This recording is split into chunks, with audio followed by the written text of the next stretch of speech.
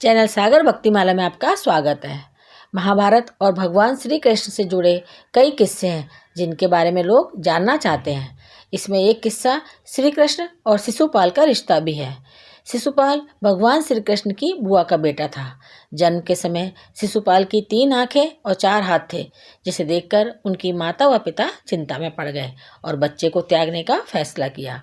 इसके बाद आकाशवाणी हुई कि बालक की मृत्यु का कारण वो व्यक्ति होगा जिसकी गोद में जाने पर बालक 1 नेत्र और 2 भुजाओं का परित्याग कर देगा। शिशुपाल के ममेरे भाई श्री कृष्ण की गोद में जाते ही उसकी 2 भुजाएं पृथ्वी पर गिर गईं और 1 नेत्र विलीन हो गया। यह देख शिशुपाल के माता पिता को आकाशवाणी की याद आ गई और वे बहुत भयभीत हो गए। तब श्री कृष्ण की बुआ ने श्री कृष्ण से एक वचन लिया। श्री कृष्ण अपनी बुआ को दुख नहीं देना चाहते थे, लेकिन विधि के विधान को वे टाल भी नहीं सकते थे। इसलिए उन्होंने अपनी बुआ से कहा कि वे शिशुपाल की 100 गलतियों को माफ़ कर देंगे, लेकिन 101वीं गलती पर उसे दंड देना ही पड़ेगा।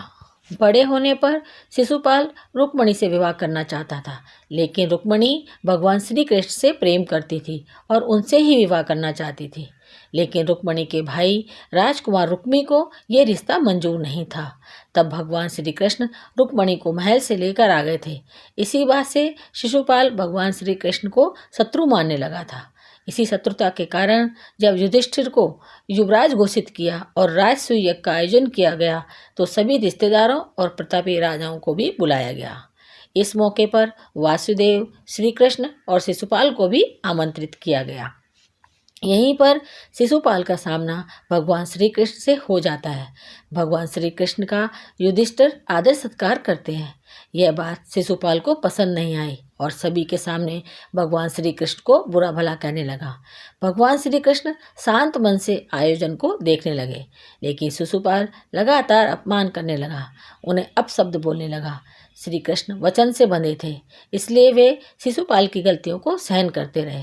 लेकिन जैसे ही शिशुपाल ने 100 अपशब्द पूर्ण किए और 101वां अपशब्द कहा, श्री कृष्ण ने सुदर्शन चक्र को आदेश दिया।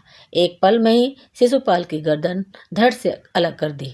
इस प्रकार से कृष्ण ने शिशुपाल का वध कर दिया। तो इस तरह श्री कृष्ण के हाथों से शिशुपाल का वध हुआ।